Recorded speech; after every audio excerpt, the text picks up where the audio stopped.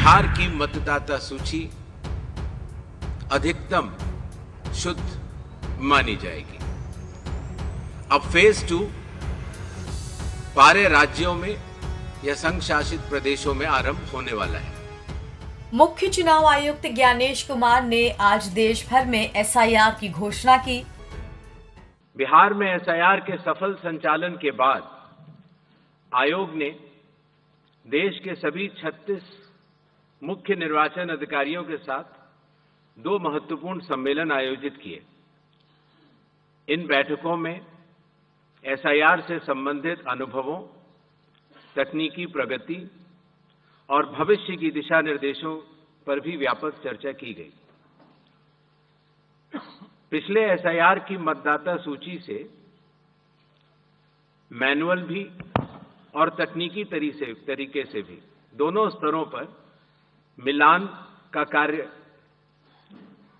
लगभग पूरा कर लिया गया है और इसके तैयारी के आधार पर अब चयनित राज्यों में एसआईआर का दूसरा चरण प्रारंभ किया जाएगा। याद रहे, एसआईआर का प्रमुख उद्देश्य है हर योग्य मतदाता को सूची में शामिल करना और अयोग्य को मतदाता सूची से हटाना। आइए अब पीपीटी के माध्यम से आपको विस्तार में एसआईआर के इस फेज 2 के बारे में बताते हैं। जैसा कि आप सबको पता है, एसआईआर का फेज 1 समाप्त हुआ और इस चरण की सबसे बड़ी खूबी यह रही कि बिहार के 7.5 करोड़ मतदाताओं ने बढ़ चढ़कर पार्टिसिपेट किया। 90,000 बीएलओस, सभी 12 राजनीतिक दलों के 1.6 लाख बूथ लेवल एजेंट्स, सब ने मिलकर मतदाता सूची को शुद्ध बनाने का कार्य किया और नतीजा आपके सामने है।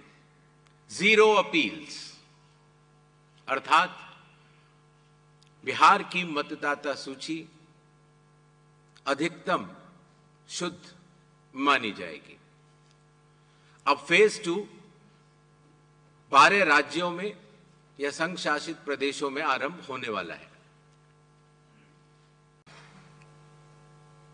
एसआईआर की आवश्यकता के बारे में काफी चर्चा हो चुकी है, लेकिन फिर भी चुनाव आयोग एक बार आपको बताना चाहेगा कि चुनावी कानून के तहत हर चुनाव से पहले इलेक्टोरल रोल का रिवीजन आवश्यक है और या जब भी चुनाव आयोग आवश्यकता अनुसार निर्धारित करे।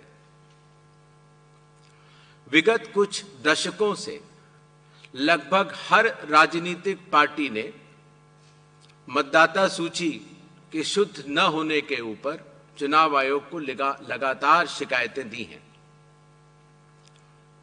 पहले सन 1951 से लेकर 2004 तक लगभग 8 बार स्पेशल इंटेंसिव रिवीजन इस देश में चुनाव आयोग ने कराया है और आखिरी इंटेंसिव रिवीजन लगभग 21 साल पहले 2002 से लेकर 2004 की मियाद में पूरा किया गया था। इस लंबे दौर में, 2 दशकों से भी अधिक लंबे दौर में, मतदाता सूची में कई परिवर्तन आवश्यक हो जाते हैं, जैसे कि भारत की विकास गाथा के साथ साथ लोगों का माइग्रेशन के साथ साथ कई बार उनका वोट पुरानी जगह भी बना रह जाता है और नई जगह भी बन जाता है, अर्थात एक से जगह ज्यादा रजिस्टर होने वाले वोटर्स। कई बार किसी की डेथ होने के बाद भी उसका नाम न हटाया जाना या गलती से किसी भी विदेशी नागरिक का नाम मतदाता सूची में आ जाना। इन चारों कारणों की वजह से चुनाव आयोग ने निर्णय लिया कि पूरे देश में चरणबद्ध तरीके से एसआईआर कराया जाए और इसकी पहली कड़ी बिहार आपके सामने समाप्त भी हो चुकी है और बड़े सफलतापूर्वक लोगों ने चुनाव आयोग पर विश्वास भी जताया है। एसआईआर करते समय एक बहुत बड़ी संख्या में चुनावी कर्मी चुनाव आयोग के साथ कंधे से कंधा मिलाकर काम करते हैं। आपको पता होगा कि लगभग हर 1000 वोटर के ऊपर एक पोलिंग स्टेशन औसत तौर पर हो जाता है।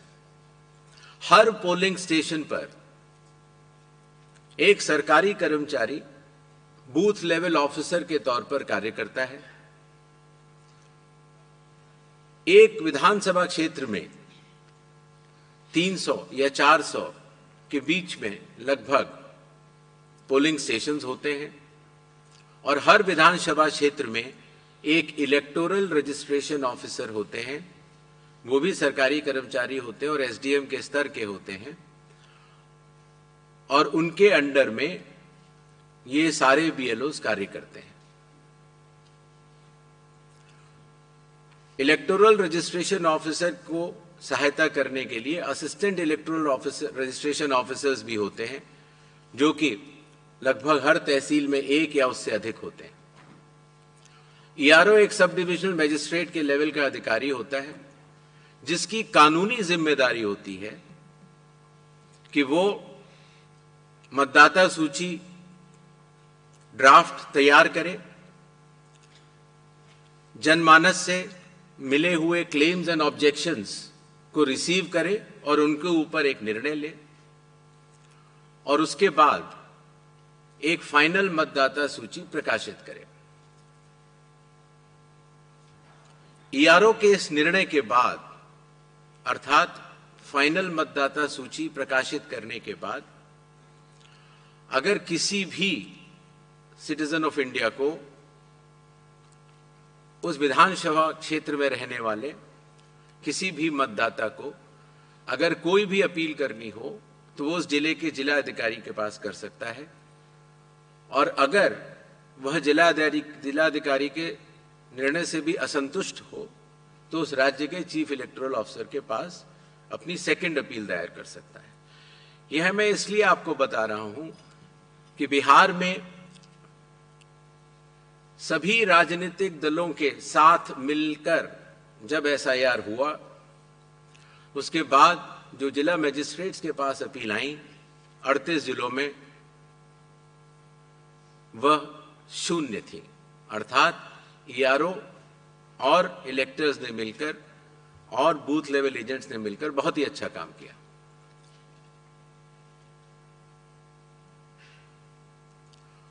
एसआईआर के समय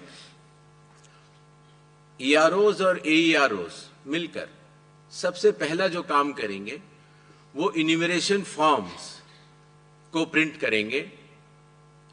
जिन राज्यों में एसआईआर हो रहा है या अभी होने वाला है, उनकी मतदाता सूची आज रात को 12 बजे फ्रीज कर दी जाएगी और उन हर मतदाता को जिसका नाम उस सूची में है, उसको एक यूनिक इन्यूमरेशन फॉर्म प्रिंट करके बीएलओ उसके घर देने जाएंगे। इन्यूमरेशन फॉर्म में वो आवश्यक डिटेल्स होंगे जो कि आज की मतदाता सूची में हैं। जब बीएलओ फॉर्म्स डिस्ट्रीब्यूट करना शुरू करेंगे एग्जिस्टिंग इलेक्टर्स को, उसके बाद इन्यूमरेशन फॉर्म में जिसका भी नाम है वो उसको लिंक करने का प्रयास करेंगे कि क्या उन्हीं का नाम 2003 की सूची में था। अगर था तो उनको कोई भी कागज और नहीं देने होंगे। इसी तरीके से अगर उनका नाम स्वयं नहीं था और उनके पिताजी या माताजी का नाम था तो भी उनको कोई और कागज नहीं देने होंगे। तो ये लिंकिंग और मैचिंग, बिहार जब हमने एसआईआर किया था तो सिर्फ बिहार की अवेलेबल थी और आज पूरे देश की 2002 से 4 में हुए एसआईआर की मतदाता सूची जो लिंक दिया गया है voters.eci.gov.in पर कोई भी देख सकता है और इस मैचिंग को स्वयं भी कर सकता है।